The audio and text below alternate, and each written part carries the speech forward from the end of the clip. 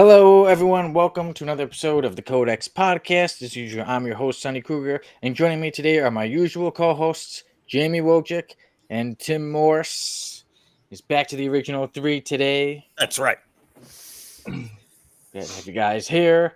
We are on the countdown to 100 as this is episode 98 of the CODEX podcast. A colorful disaster is headed your way when we review Fantastic Four Full Circle later on. There'll be some more colors, especially something red when we get to our F-lister of the day, Ruby Thursday. And then before that, we have a random panel of the week. Somebody's going to be flashing somebody. Calm down, calm down. But we have our works. Codex has been up to a lot with a lot of interviews. And then, we get us started as usual with comic news, the rundown, all that good stuff. Here we go. So Tim, can you hit that button?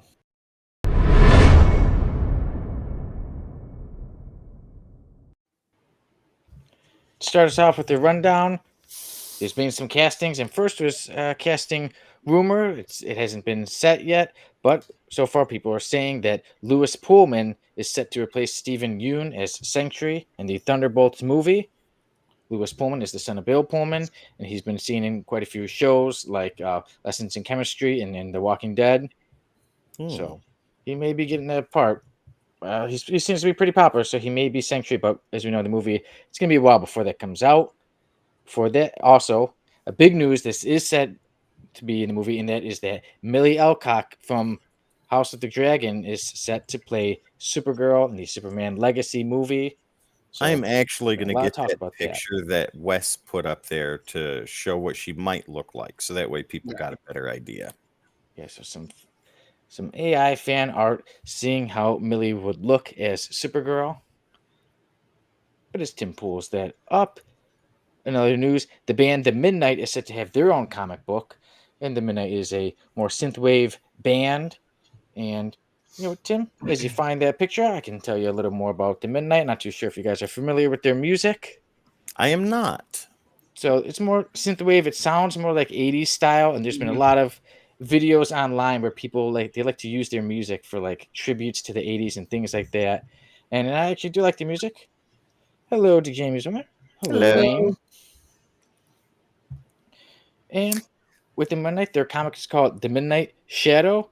And I'll read from IGN. It says The Midnight Shadow, or Shadows. The Midnight Shadows is written by Zach Kaplan from Beyond Real, Kill All Immortals, and is illustrated by Stephen Thompson, the UFC fighter. No, not the UFC fighter. By Stephen Thompson, who has worked on Star Trek Year 5, and Janoy Lindsay, who's worked on Superboy, The Man of Tomorrow. And the creative team is also set to include colorist Tiago Rocha and letterer DC Hopkins. The book will be published by Dark Horse. And now what it says it's about is it says The Midnight Shadows draws on a number of characters and concepts from past albums of the band. The story centers on the nostalgia-obsessed Jason, the eponymous subject of the track Jason from the 2016 album Endless Summer, facing the prospect of fatherhood and its various challenges and responsibilities. Jason retreats back into a beloved childhood game called The Midnight. As the story unfolds, Jason will have to choose between his carefree digital utopia and the real world looming large, and that is set to come out as a full book on October 1st in bookstores and then in comic book stores October 2nd. Nice. So I'm interested in that, especially maybe too with the story Claire. It's been making me think about it because the colors kind of look alike, and something like I said, but in the future it seems like, and it's not like a superhero story, but something more sci-fi. And like I said, I listened to the band, so that's something I would like to check out. It reminds me of like Coheed and Cambria, if you've ever listened to them. I've met the band. Oh, right on. There you go. Then you know what I'm talking about. A lot of their stuff's concept albums, and they have comic books that accompany the books. So that's cool that The Midnight is doing something like that with characters created in their albums. I'll check that out, and I'll check their music out too. Yeah. No, definitely. Yeah, I mean, it comes. You guys see it with most bands. Like I know Iron Maiden had a series. They had Kiss had a series. Pretty sure Metallica had one at one point. Those So unofficial comic books that go over their history or whatever. yeah, Yeah. those are just like Kiss Save Santa, that shit. So But yeah, but the Oh, band, I do like the band, and even one of their songs, "Vampires," is in one of my stories called "Dangerous ooh, Nights." I made that they're at a club, and that's one of the songs playing. So I said, "Look at that, a band nice. I like," and now they're getting a comic book, which I love comics.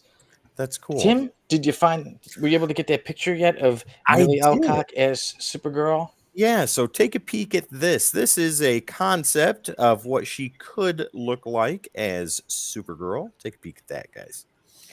There you go. And with that, I think it looks good. If that is how it yeah, is, I mean, like I said, it is through AI, but Yeah, that's not going to be what the suit looks like or anything no, like that, but that is definitely gives you a really good idea on what she'll look like. yeah, I and it is. think She does look like that. That is how her face looks. yeah. exactly. Yeah, I think visual wise, it looks perfect. I'm excited to see what she can do. I know in House of Dragons, she was amazing Mhm. in that, and I have no doubts that she won't put exceptional talent into the role of Supergirl. Oh, Yeah, 100%. yeah, she really showed in House of the Dragon that she's a great actress, and that I Hmm. think she was in stuff before, but more like I'm not too sure if it was in England or Australia, but Right. that got her known internationally with House of the Dragon. So she'll bring a lot of fans to checking out the Supergirl. Well, she'll be Supergirl in the Superman movie, but it does say that she is set to be Supergirl in the movie Yes. Woman of Tomorrow, Yep. and Yeah, that one is set to be based off of Tom King's Hmm. 2022 series. yeah, Yeah. And yeah. that's something that James Gunn said that, whereas Superman, he had a good life. He was raised, by, Jonathan and Martha Kent. He was pretty sheltered. Whereas Supergirl, she saw Krypton, everyone she loves die. Whereas he said she's going to have a more darker story and that she's going to Hmm. be hardcore. So, Yeah. Well, I did see James Gunn did post a little like I don't know if it would say teaser, but he showed the storyboards. Oh, the boxes. Yeah, and he's like, I just got a couple storyboards for Superman, and it's like 4 boxes just filled of storyboards. So I was like, at least they're like actually getting to work, and he's involved in it. Like, From my understanding, they are right on the verge of filming. Like they are in pre-production right now, ready yeah. to go into main production, I think within the next 4 weeks. I'm hoping this is the surgeons that DC needs to actually like destroy that overall concept that Marvel has this great formula. Yeah. Like if he brings in his own touch, I think it's gonna be amazing throughout. It's just like the casting so far. There's been some questionable people that he's brought that I'm like, eh. But I mean, if you see what he's done with Guardians and Yeah. everything Yeah. else he's done, like he did. I think it was, if I'm not mistaken, Hello, there's a movie Sale. called Still in the comments. yeah, Brightburn. Brightburn was really good. If you've have I you think seen it? yes, I I own know. it, You guys. So good. and I think because I think he did that. If Yeah, I'm not he mistaken. produced it. He produced it. So Yeah. even him on that alone was it just makes me more giddy to see what he's going to do with the Mhm. DCU moving forward. Yeah. But there is one thing that I wanted to actually bring up. There is one more little piece of news, but they did say that they're ready to release Deadpool 3 trailer during the Super Bowl. That's Ooh, right. that's awesome. So my question then is, since the last Deadpool, right, when they did the trailer for that, they hyped up the X Force so much in it, and then they were there for like 30 seconds and all got killed. Now, from my understanding, the Japanese synopsis kind of teased what the movie was going to be about. Mm-hmm. Like they put it out there, and Yeah, it sounds interesting. I don't want to say it on air for anybody that wants to stay as spoiler free as yeah. possible. But do you guys think that they're gonna try to pull like a ruse, kind of like what they did with the second one, kind of like almost what they did with Avengers Endgame, where they were showing like Hulk just being Hulk when really he was in the Hulkbuster? I hope so. I really do. I hope they bring in a bunch of characters and cameos and wipe most of them out. I think that would be hilarious. That would be fantastic. Because remember, it wasn't that long ago we were sitting there, and it would seem like every week there was another person that's part of the Deadpool 3 Yeah. cameo appearances. Like, I hope to God they bring Taylor Swift in, not as Dazzler, but as Gwenpool or somebody totally different, just to piss everybody off. That would be great. I think what I would Dan Kelly would really like it though. He's a big fan. Dan would be a big fan of that. But my thing is, because everyone's like, oh, they're hyping up because Wolverine's got his costume. What if that's the first 5 minutes of the movie and he kills Wolverine? I would not want that. You know, And I then don't think it would be the smart if they movie, did. the rest of the movie, he has to search for a new Wolverine, Oh my God, that would be and great. that's how we get Wolverine in the MCU. Oh man, Searches through the F list to find. Jimmy, are you sure you're not dropping spoiler bombs I right wish. now? Marvel and DC need to call me so they can get some writing. Ladies and gentlemen, sexy codex podcast at gmail.com, care of Jamie. Actually, it's a new email. The Codex Station Podcast at gmail.com. There you go. You guys, you don't hear me swear. Unlike Tim, I watch my language on the show. But if Wolverine died within like minutes of the movie, I'm pretty sure I would swear out loud in the theater. I would be furious. I can see Sonny throwing his popcorn and walking out. Pretty much, yeah. This is trash, ladies and gentlemen. Just I would- get up now and go home. It literally just opens with them two fighting, and then Deadpool just kills them, and then kills the rest of the cinematic or the whole 20th Century Fox line. And then he's like, I'd laugh if it was like the Watcher. He's like, I see what you're doing. You need to find the next Wolverine, or the universe dies. Oh and my the whole God. movie is him just trying to find the next Wolverine. Oh wow. I'm hoping Omega Red is the villain. I'm hoping they deal with Omega Red. That is my Hoping they deal with Wolverine now, just so I can get Sonny's reaction. They're looking through Wolverines. They find what was the was it John Meador Jr.? Correct me if I'm wrong. The Wolverine before that we were talking about that looked horrible earlier this year. Oh yeah, no, I know what you're talking about. That was last year when I was shaving. When I shaved. Oh, Yeah. Frank Miller. Yeah, that's Frank Miller. It was Yeah. Frank Miller. Oh wow, yeah. Yeah. Yeah, and then every artist that was out there was like, "We worked so hard, and you guys put this out." Yeah, right. Well, we will see. We will update you on Deadpool 3, and Yeah. that's what I'm sure we will all see at the theater. That's one I'll be like, I need to see that one at Oh, the yeah. theater. I don't want to wait. I don't want to chance the spoilers. Yeah. Yeah, so guys, any more pieces of news, or do we want to jump onto some other stuff? I think that's it. Yep, I think that's about it. Okay, then now we jump onto our works. Each night I've been working on a short story called 1900 Detective. I love my writing. That always keeps me happy. But one thing that doesn't always keep me happy is sometimes interviews. Sometimes I have good interviews. Like I was interviewed on a podcast called The Golden Hour with Anna Gold. So it's set to come out next Tuesday. So interviewing me, talking a bit about my work, talking a bit about our work with our podcast. And, well, I shouldn't just say podcast, our station. And even played a bit of trivia. So it reminded me of the old Do You Know days. I'm a bit competitive because I was like, wait, I'm like, how did I get that wrong? She's like, maybe I should look it up. Maybe you should. She's like, was I wrong? And then I was like, no, don't worry. It's just, I got it wrong. I'm like, I have no one to blame but myself. Yeah. As soon as I had the answers in front of him, like he always does. I guess I should have looked up. Is Bradley Cooper's age up there?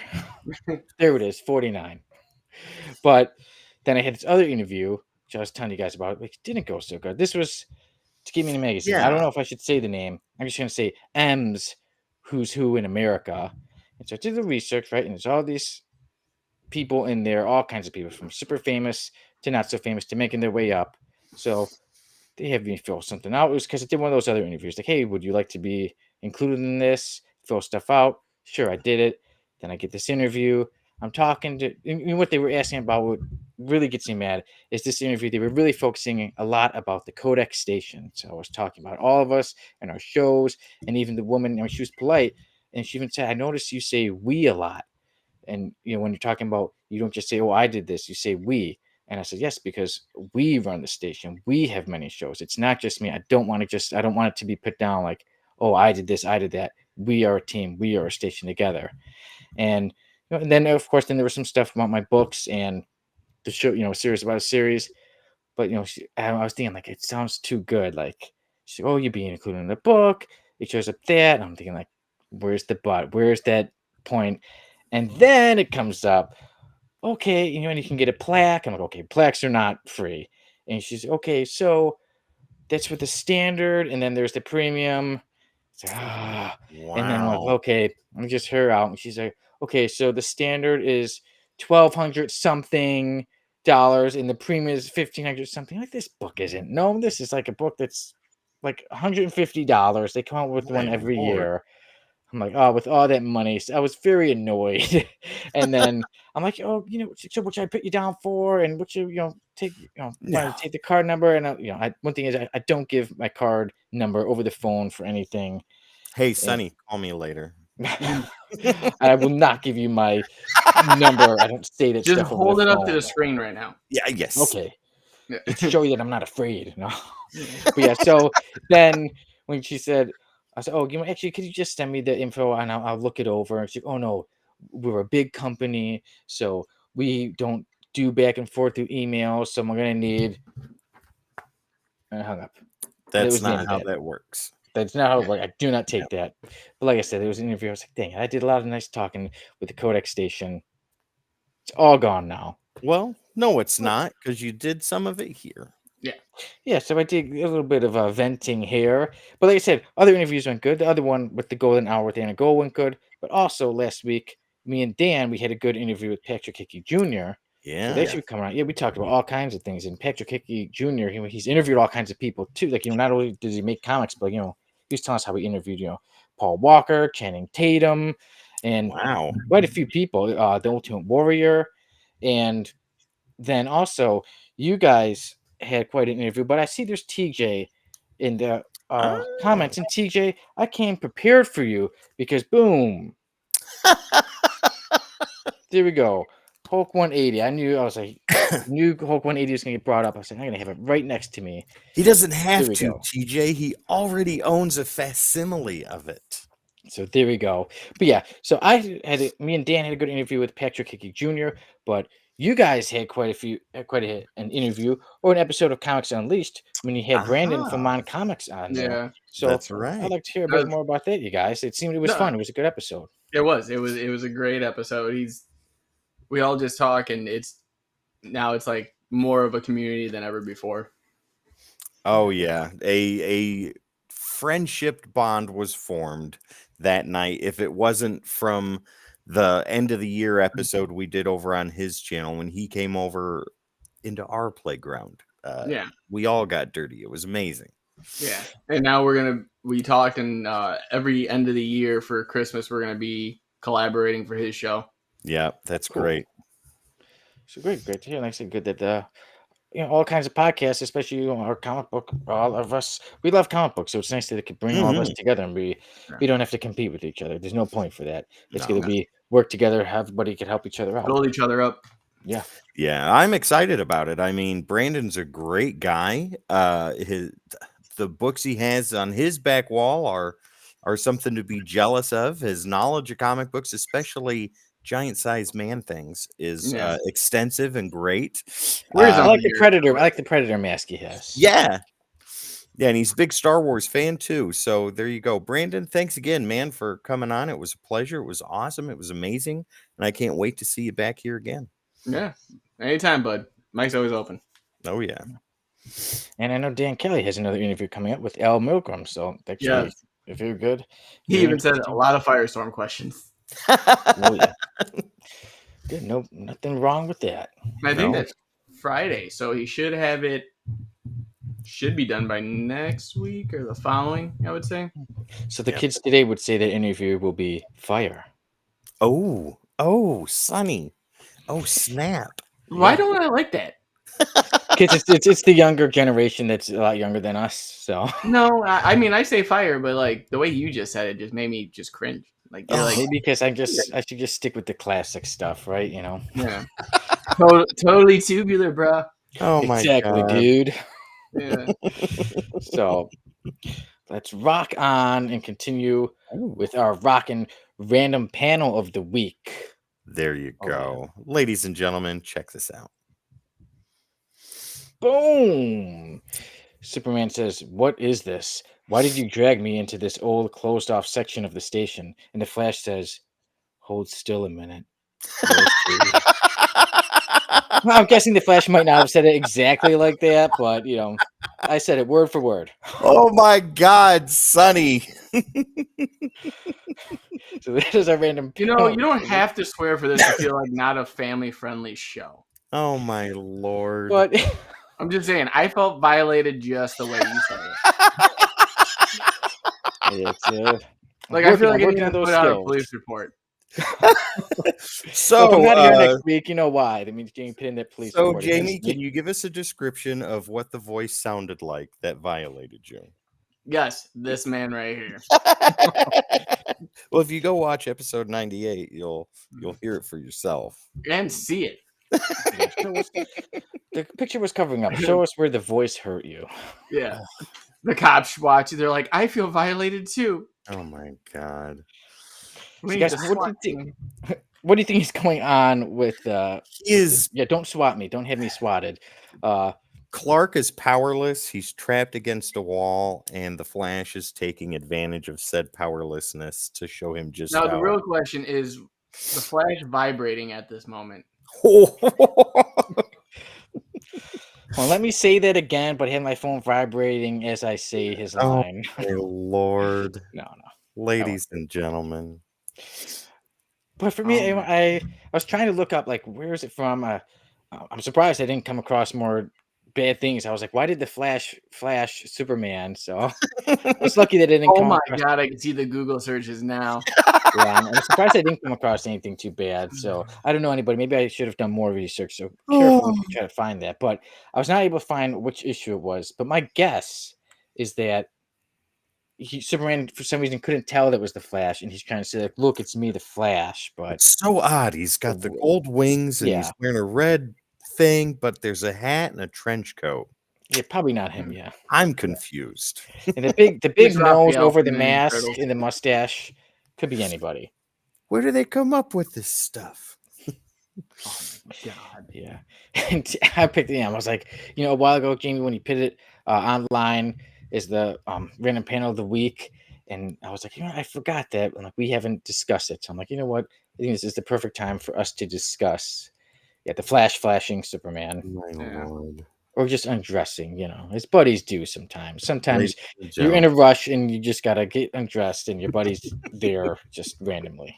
Just wait till the F list, guys. That's going to I be don't awesome. feel comfortable doing this episode anymore for some reason.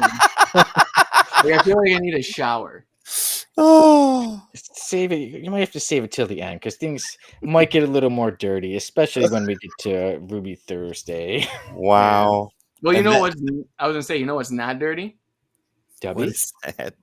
Our sponsor, W Energy, because it is the cleanest form of energy you can find on the market today. Ladies and gentlemen. Go check them out at w.gg.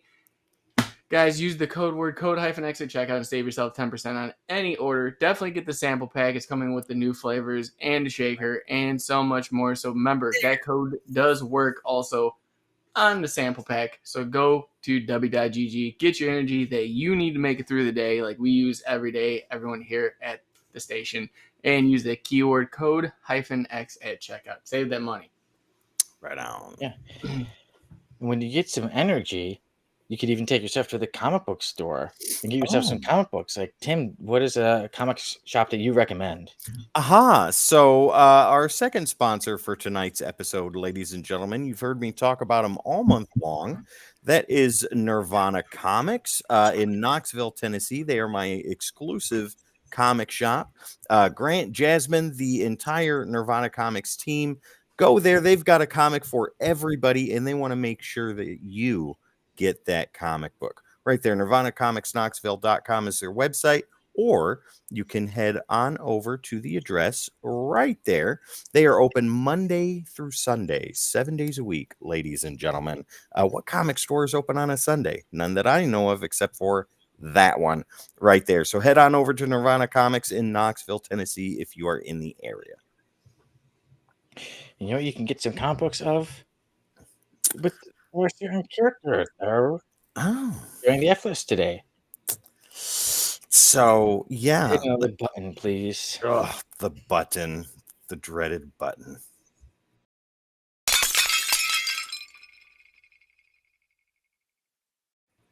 You got to give me those cues, Sonny, or I don't know what to do. No I problem. think we need to start laying off. Hit the button. Just Make be it like, more fluid. hit that thing. Yeah. Time the to touch. thing. Time to touch that thing. Yeah. Well, hey, Like the Flash. that will Yeah. work. Here we go. Our F lister for today is Ruby Thursday, and there she is. Now, if you decide not to just look at her body, it's very shapely. You'll see she has a ruby quartz head, and there she is. Look, it gets even smaller. And she says, "Stand back, Dr. Morgan. I'll handle this." And see, Oh she has my tentacles Lord. coming out of that little red ball of a head she has. How could she talk? There she, yeah, the crazy thing is she is able to talk and see and eat with that little head. Look at that. Look at her legs in this picture, and then look at her head. Her head is like, what is that? The size of a baseball or a little bit bigger? I have no idea. Look at that. And even through her head, there's a hand that came out and she's talking. Wow, that's wonderful. Ruby Thursday. You gotta have life goals. And here's Ruby Thursday when she was dealing with Spider-Man. Look at that. Spider-Man says, excuse a personal question, but aren't you dead? And Ruby Thursday replies, I was wall crawler, but in the immortal words of Monty Python, I got better. And then she hits him. Wow. Yeah. Great. Look at it. And there she is. Like, you were very glib, Spider-Man. Time you were punctured, and then shoots a bunch of arrows out of her head. What a villainous line to say. And here she is when she met Shandu, and he was like, "Look at that." Even Shandu says, "Nice to meet you. That is most of you is very attractive." And she says, "Thank you." She says, "Thank you. I also find your body intriguing." And then she turns her head into lips and gives him a little kiss. Oof. Close associates. Oh, yeah. Ladies and gentlemen. Hey, everybody! Valentine's Day is coming up. You know, you could be looking for dates. Ruby Thursday is there. But before I tell you a little bit about Ruby Thursday, would any of you like to guess? Jamie, this is all you, Oh, buddy. I'm back. I'm back. Oh, Mine's you're gonna be back short a and while. sweet. I'm gonna make this real simple, ladies and gentlemen. Time for story time with Jamie. I'm gonna come here for this. So, Ruby Thursday. Give me a second. I got this. So, it just came to me. So, as a young child, she loved Ruby Tuesdays and would go frequently with her family until a horrible murder happened at Ruby Tuesdays, which they did not refund her meal. So from that moment on, Ruby became Ruby Thursdays in the pursuit of avenging her family's death through criminal activity. My God. And just for copyright infringement, she called herself Ruby Thursdays and made her head this organic sphere to manipulate all and make them realize that Ruby Tuesdays does not exist anymore. I've had it. My head is gone, and in its place will be this red orb that manifests into whatever I want. All right, Jamie. There is no mention of how when she was a kid, so you might be right with that. But I'll tell you a little bit about Ruby Thursday. Ladies and gentlemen, go ahead. Like Right, she looks like someone that would have ate at Ruby Tuesdays. She's pretty in shape to me. I That mean. fateful Ruby Tuesdays night forever changed the course of her life. Yeah, she got fit. She started taking care of her body, except her head. And look at that. We see TJ in the comments even says like he's like, go back to the bio page. She's single, boys. Oh, let's take a look at that. Oh yeah. Yep, she is single. I wonder why. Well, let me tell you. It's got to be the gloves. Probably.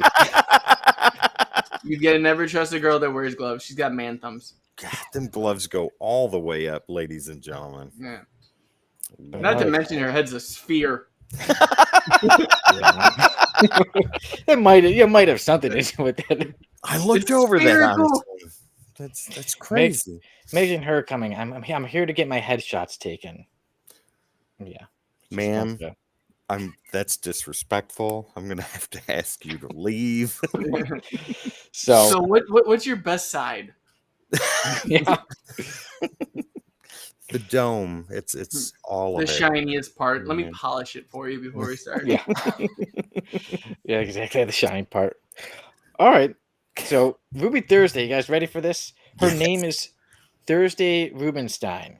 Of course. She Come goes by on, Ruby Marvel. Thursday. So, we ready for some of her nicknames? Her nicknames are Bubblehead, Head Girl, Behave, uh, That Behave is Angela. one of her nicknames? Wow. Yeah, Head Girl is one of her nicknames. Angela Jagger, maybe because like the song Ruby Tuesday, and her name is Ruby Thursday. So Angela Mick Jagger? Jagger. Also, Wow. Gumball Head Lady. She is a part of the Headmen. She has an unnamed child. She has an unnamed daughter. She is single, guys, but she wasn't always single. I'll get into that a little bit later. At least once. Yeah. And distinguishing features, this may come as a surprise, but she has no eyes at all. Right? As everybody And can how see. does she see? Yeah, somehow she is able to see and hear and taste and and smell. I can't even smell, and I have a full nose. But Ruby Thursday can smell and everything. She can breathe. She can eat with her ruby head. Yeah, and her unusual features: no head, head replaced by a sphere of red plastic. Wow. Right? But it's not plastic. It shifts and morphs. Yes, it does so much. Okay, do Yes, look we at have that. the info on who created this character? Here we go. It was Steve Gerber and Sel Buscema. Mr. Buscema. Bushima, I had more respect for you. Buscema, What did Okay. you do? Well, You take it back and you just redo. You do your best this time. Sel Buscema, you were one of the creators of Ruby Thursday. And her first appearance was in Defenders 32 in November of 1975. So Way here we go. back. She's got God. quite a bit of history. All right. There was no known about her childhood or anything like that. So Jamie, you could have been right. Maybe she hates Ruby Tuesdays or something. I But don't like. I'm gonna burn all my Bushima comics now. it's Buscema, Jamie. Not anymore. No. Zeb Wells, eat your heart out. Dear freaking God. I just got heartburn again. Oh. Well, at least you didn't get head burn.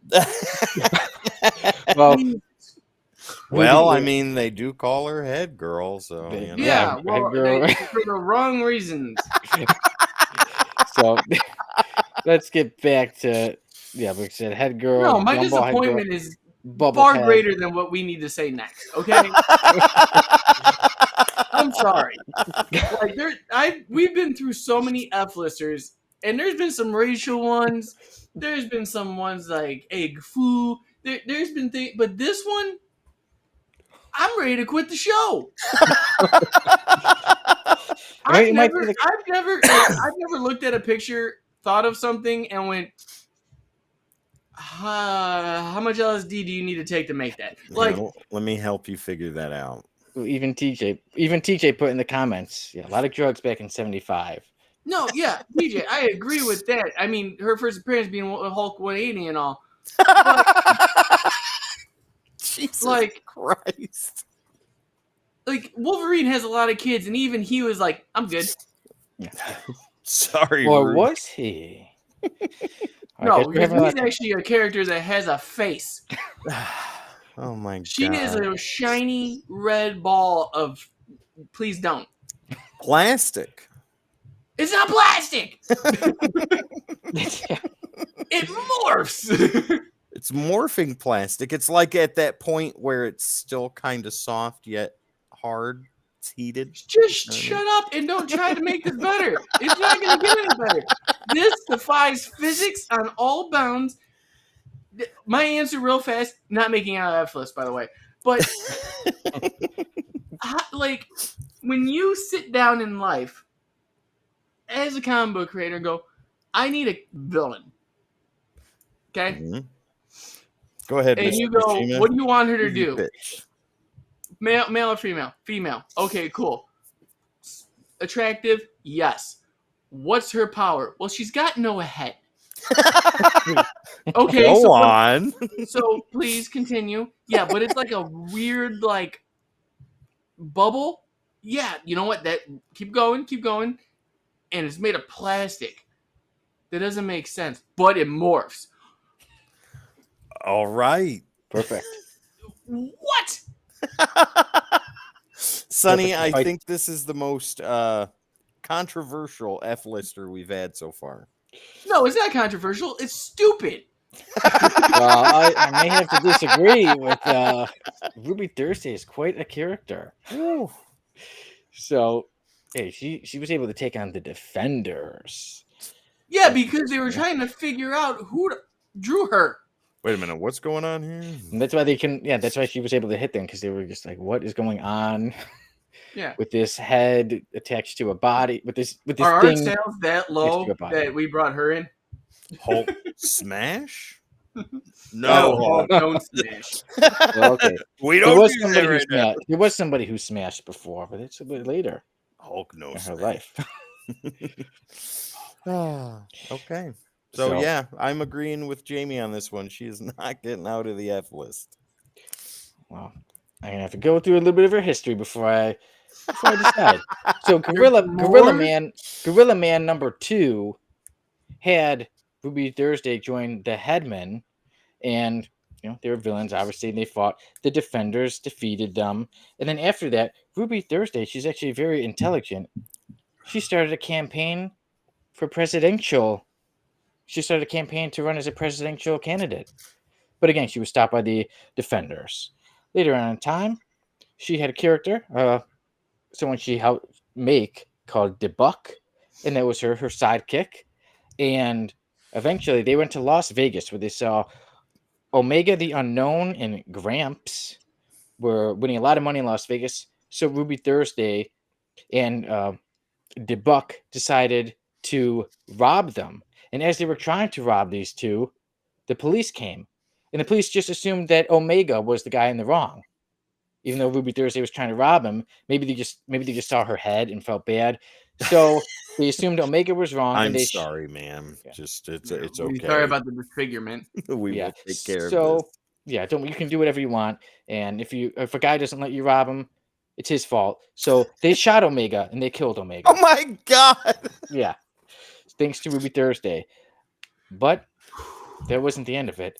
She was about to come across some tough ladies like Valkyrie and the Wasp. And let me tell you something, Wasp was not having it. And Wasp blasted Ruby Thursday in her head and destroyed it. She seemingly seemed dead. Debuck then sadly picked up the pieces of Ruby Thursday's head and took off. But that was not the end of Ruby Thursday. As you can see in that, she did come back in She-Hulk and she came back in Spider-Man. That's why with the one picture with Spider-Man, he even says, "I thought you were dead." And she just says, "Yeah, there it is. Yeah." See, they say, got first question, better. aren't you dead? Look at her. Yeah, I got better. That's the explanation to how she got better. Just Wow. she got better. So this character sucks even with monologuing. It's not even over, Jamie. There's still more with Ruby Thursday and the Headman. So Chandu had died, and obviously I don't know how he died, but his head was missing. So Ruby Thursday and the Headman, they tried to take Chandu's head. First they tried to put it on She-Hulk. They were stopped. Then they said, okay, now let's put it on Spider-Man, even though a doctor, I believe it was Dr. Morgan, told them like it wouldn't work. It can't work. It's not feasible. You can't put his head on Spider-Man. So it wouldn't work. They still tried it. Still defeated again. And then this takes us back to another episode of the CODEX podcast, how we reviewed Deathlock, the Souls of Cyberfolk. Mm-hmm. Ruby Thursday was one of the characters that were captured by Mechadoom. Yeah. One of the ones, yeah. So she didn't really have a big part. Like she was just like, you kind of see her, like, She was I do remember there. that. Like, who is Okay. that character? That's a red head. Or a red ball as a head. You know, real fast side note, side tangent. Uncle Gary really likes redheads. Do you think this might be the top of his Holy Grail comic book for That list? could be. We're gonna have to TJ ask says him. her head could be a disco ball. There's a very good chance that it could be used for one for sure. Our very own Sal says he has never heard of her. Now you have. I'm glad to be Well, able to introduce everybody to Ruby Thursday. there you And Sal go. also said, yeah, she. Did Oh, she let's come see. back in modern day Moon Knight as 8-Ball? Mm. 8-Ball makes more sense. Sal says she did some 8-Ball. Well, here I'll tell you what else she did. Well, she was free from Mecha I Doom. quit. I'm done. From Mecha Doom, right? She got free. We know the story. We reviewed Yep. it. Check out another episode of the Codex podcast. She was free, and since she was, even though she was a villain, she didn't have anything to do with that, so they Yeah. did let her go. But now we get on to some romance. We know she's single, but you know what, Jamie? Some people do like Ruby Thursday, and the answer to that question, you may be wondering who would be with Ruby Thursday. The Man answer to Mountain that, Marco. he probably would. Oh, okay. But the answer is the answer. A character named the Answer. Yep. She was once dating the Answer, but you know what? He was not the answer to her love life because Ruby Thursday ended that. Oh my She ended that God. relationship. But then they eventually got in touch again. And then she's a hey, the word went around that Bullseye was trying to kill the Answer. But really, Bullseye was just trying to get to the Answer to get to Ruby Thursday. And Bullseye did. And he cut her head off. But you know So what? she's gone forever now? That's not enough to kill Ruby Thursday. I guess My even cutting her head off, it does not stop her. So she was brought back again. She was even in prison with Wolverine. He made an escape. He helped her escape as he was trying to take on Romulus. And eventually, yeah, she did make an escape, and she gets defeated. But Ruby Thursday is still alive. So, Sal, I see your comment. Dead, dead, dead. Please say yes.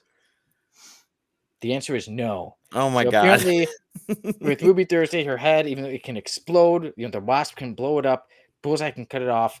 There's no killing this woman. I guess she just doesn't need a head. I Okay. just And need she's her actually out of pretty my tough. brain cells. But you know what, guys?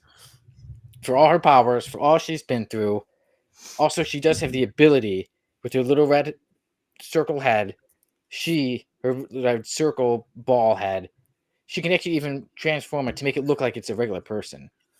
So I don't know why she doesn't do that often. Sal says, I wonder if she can make a bandana. Possibly. Yeah, You well, she know can even what, make a regular at head. this point, I wonder if she could bring your job back. She can do a lot. Well, she could turn herself to look like a woman. So for me, I think she could make herself look like a woman. Obviously, the power, she is tough and she is smart. She's been through a lot. I think just with the change of the head, if she just uses a regular form, I think Ruby Thursday can get out of the F list. Oh. And next year, Valentine's Day might be on a Thursday. So maybe Ruby Thursday will find love on Valentine's Day next year. Wow. We'll see, I guess. There's some things that are just better off not happening. And I think this is the most upsetting F lister I've ever. Yes. I'm done. You have been. Are we triggered, reviewing Yeun. something today? Yes, we are. We are. Okay, yeah. So we got 2 no's for Ruby Thursday and 1 yes for Ruby Thursday. But now we move on to quite a review, and that is the story we're reviewing, and it's the Fantastic Four Full Circle. Right there.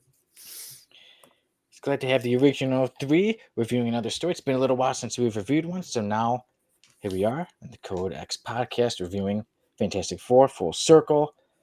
And as usual, Tim, I will have you start us off with the credits. All right, ladies and gentlemen, Fantastic Four Full Circle is art and script by Alex Ross, colors by Alex Ross with Josh Johnson, and letters by Ariana Maher. Okay, I will give us a bit of a run through of this story. We see the Fantastic Four, and they suddenly have an intruder. When the thing is about to have a nice sandwich, they spot somebody inside the Baxter building. He is covered with all black, and they look to see who is this man, and he falls, and they take him over, and they realize that this was the guy who tried to take the thing's identity all the way back in a classic Fantastic Four story, This Man, This Monster. Or This Monster, This Man. Yeah, something like that. Yes, the classic one. And I'm going to be beating myself up for mixing that I up. think it's This Man, This Monster. Yes, for This Man, This Monster. Let me see, he was the one back then. So they do explain what happened back then. And then, as the Fantastic Four going over it, all these creatures come out of the mouth of this man and attack. But the Fantastic Four take care of them. But they realize, okay, they know where it's from. They realize that it is from the negative zone. So Mr. Van Reed says, it's time we go to the heart of the negative zone. And Invisible One says, yes, they came into my house too. I'm going to go with you. So it's the Fantastic Four. And they go on this journey, this crazy journey to get into the negative zone with this incredible artwork. And, the thing even so, it's making me sick how it takes them to get there.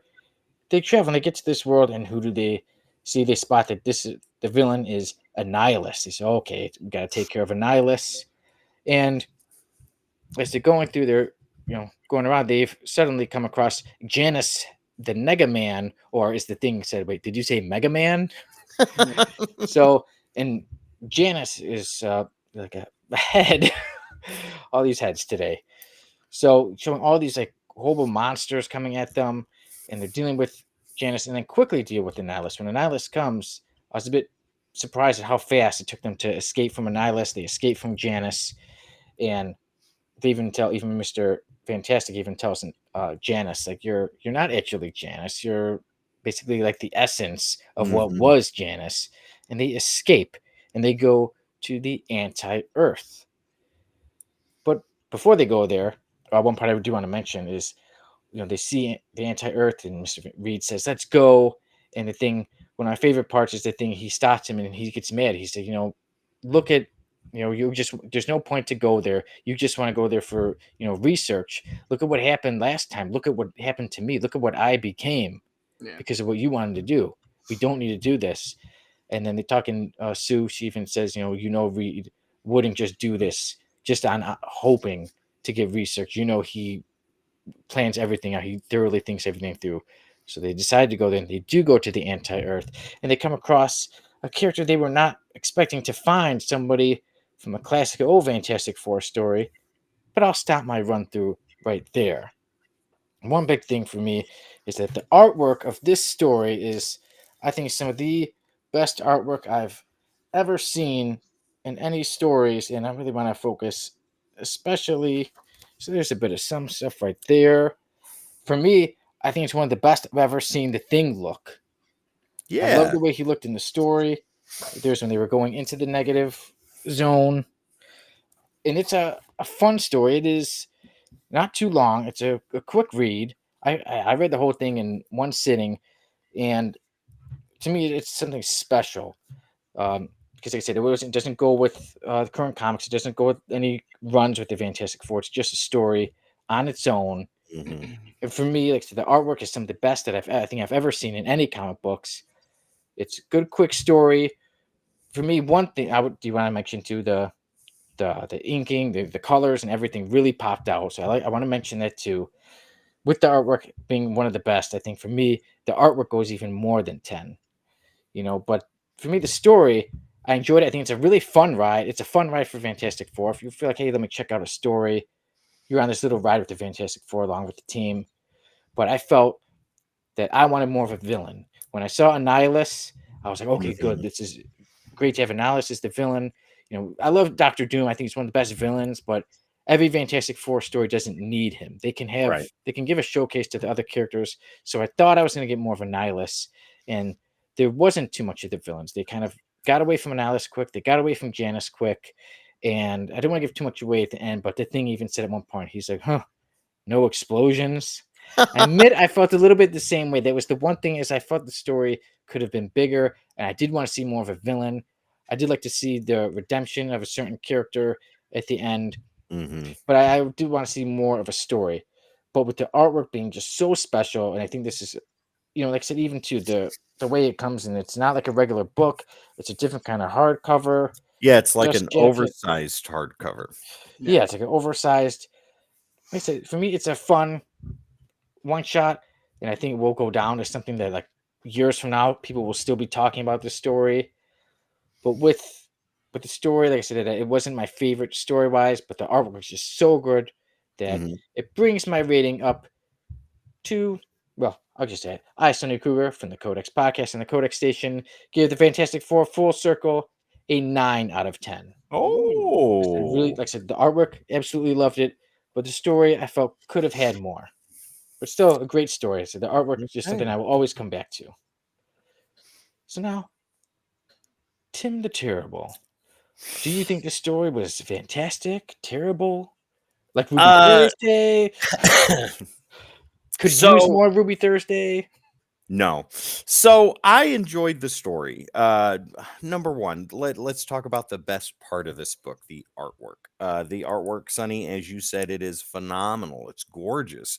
This is Alex Ross being Alex Ross, and it looks absolutely fantastic, ladies and gentlemen.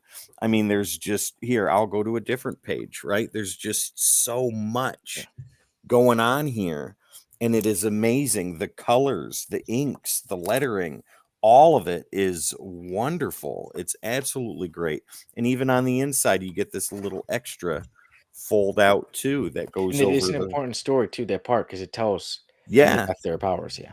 Yeah, exactly. So the artwork, I mean, that's a 10 out of 10 all day long.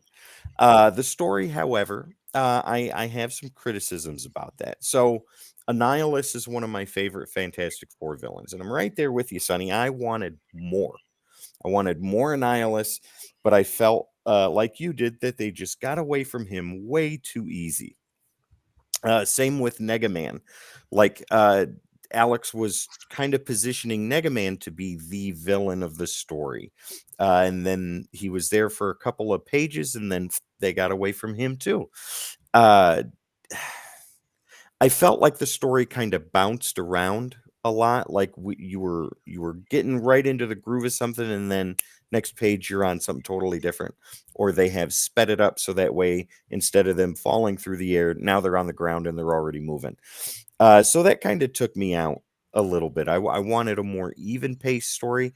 I love the fact that Alex Ross was able to channel Stanley and Jack Kirby in the modern sense. The dialogue was perfect as far as being like the classics Yes. was. Yeah, it was great. It was like reading a comic from the 60s.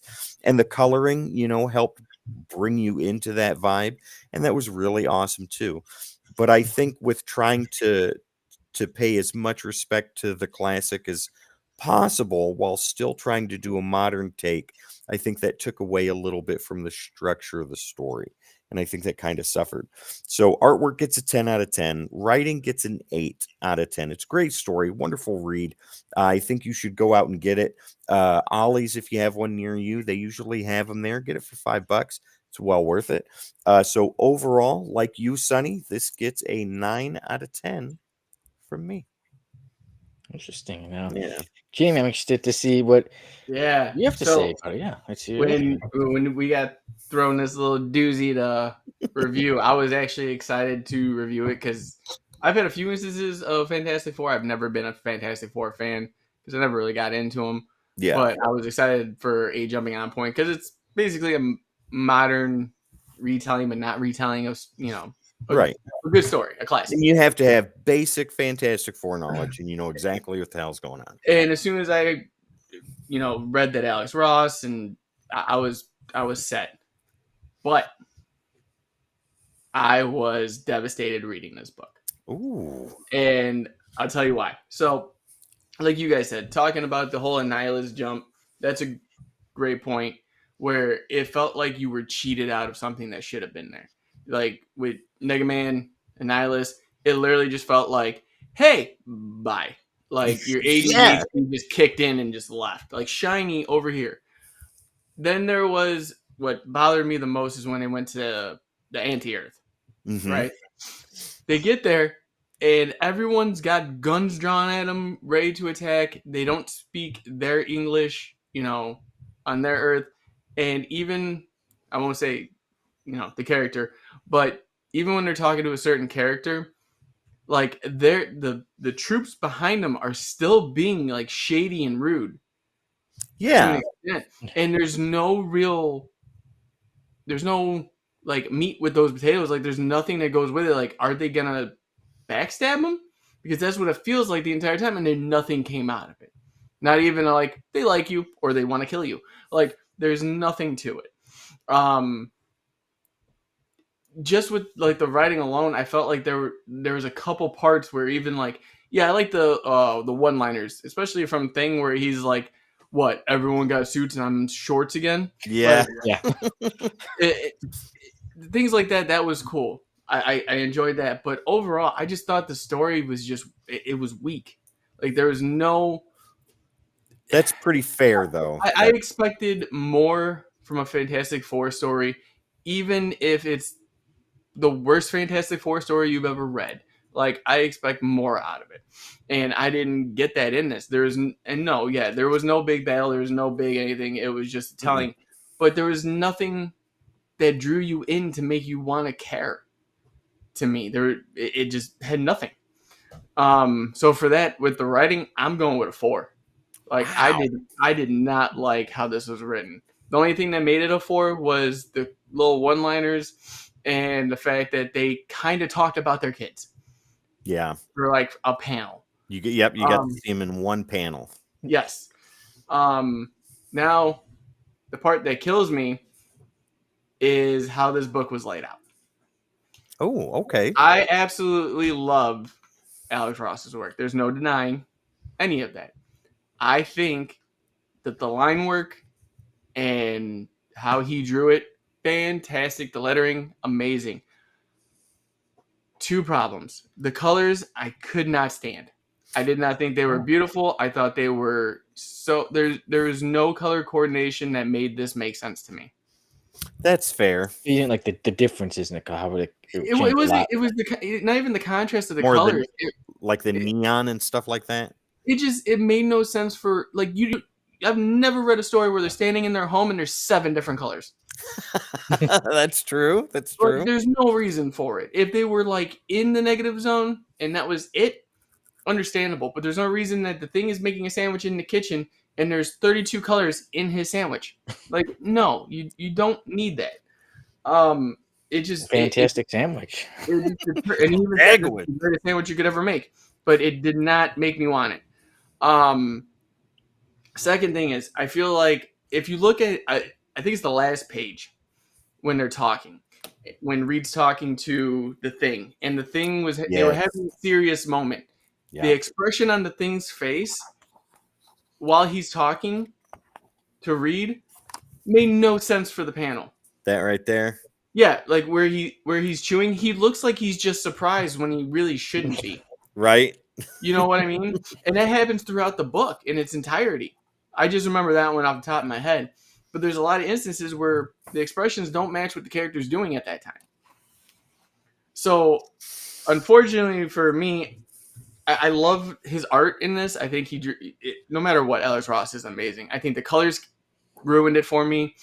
Everything else was good. So I'm going to give the art a 7 out of 10 on this one. So overall, I'm going to give this whole story a 5.5. Wow. Oh man. Yeah.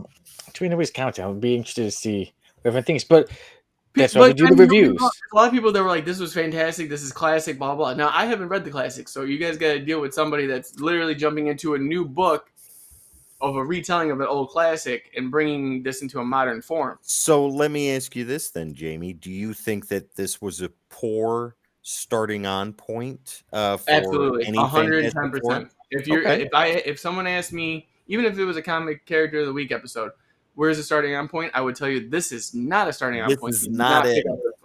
So do you think that like with something like this, you have to have more than just cursory knowledge of Fantastic Four? Yes, you have to have background knowledge of what's happened in the past, what they've been through. Yes, that's 110%. But it just coming into it, like the beginning felt like a Fantastic Four story, and then when it hit the second act and then the last, dude, no. That's fair. That's fair. All right. So Sunny 9 out of 10, me 9 out of 10, Jamie 5.5 out of 10. Okay. Yeah, there. Yeah. I mean, the 5.5 still ain't bad. That's true. It's That's true. not the best thing. I Yeah, think you didn't like the hype. Like I mean, a lot of people love it. And like I said, I really enjoy. I love the way the artwork was, and then like I Yeah. said, but not everybody has to like it. Like I said, I liked it, and you didn't care for Well, So see, Yeah. it's like with Exo Manowar. Sonny, you and I loved that. We thought that was amazing. Jamie, you absolutely hated it. I tore that. Then that's what came to mind when I was doing this review. Like That's I was sitting interesting. there like I hated.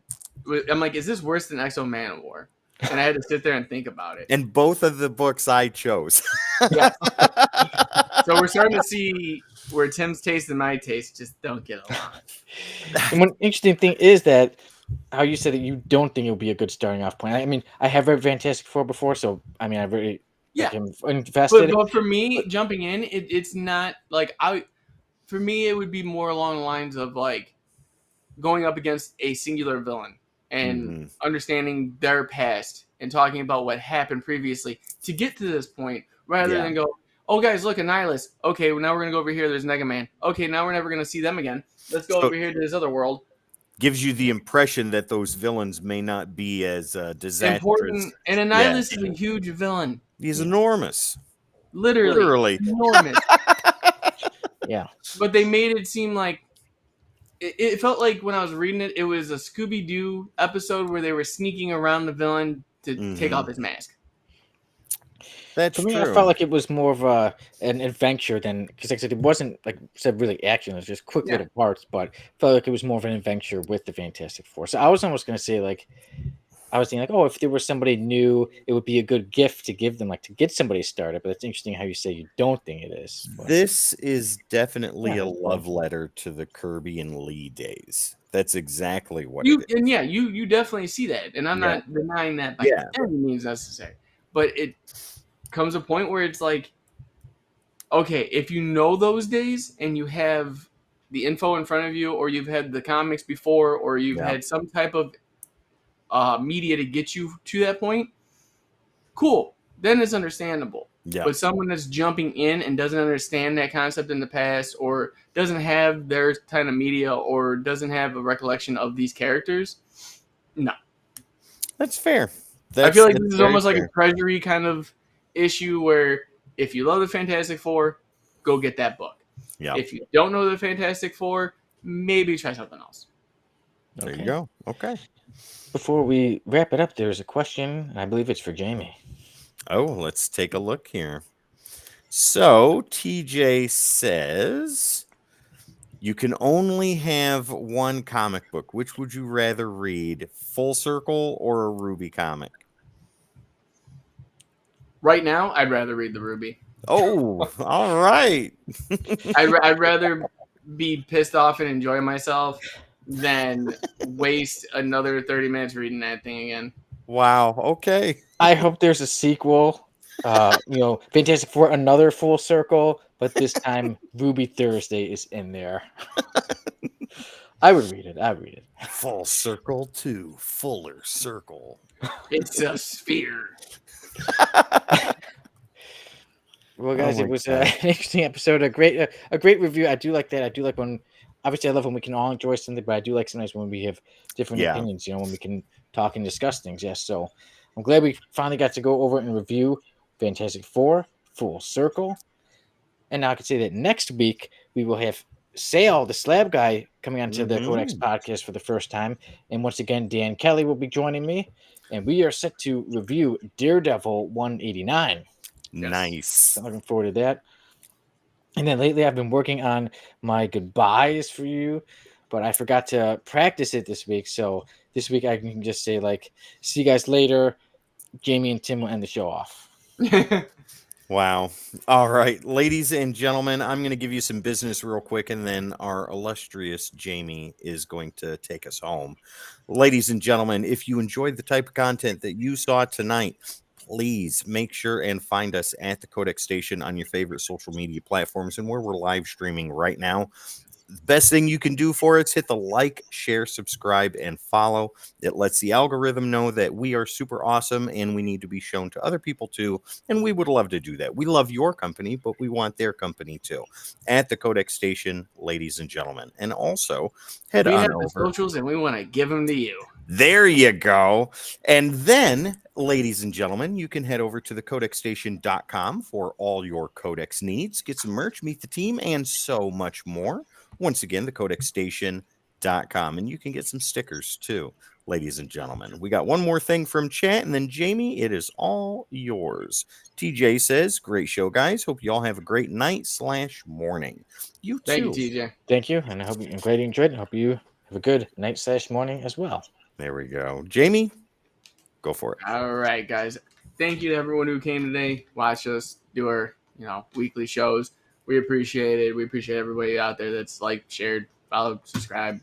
Whoever's on this community that we have, and we're just continuously growing. I mean, we've made friends in this media that we do. We've grown bigger than we've thought we could be in the past, and they all took you guys. So I just want to say thank you, as always, from the bottom of my heart, and I know from these guys too as well, for always being fans, and that we love you. We can't wait for the next one, and we will see you in the next one, which is tomorrow. Thursday, like Ruby Thursday. Oh, gaping holes.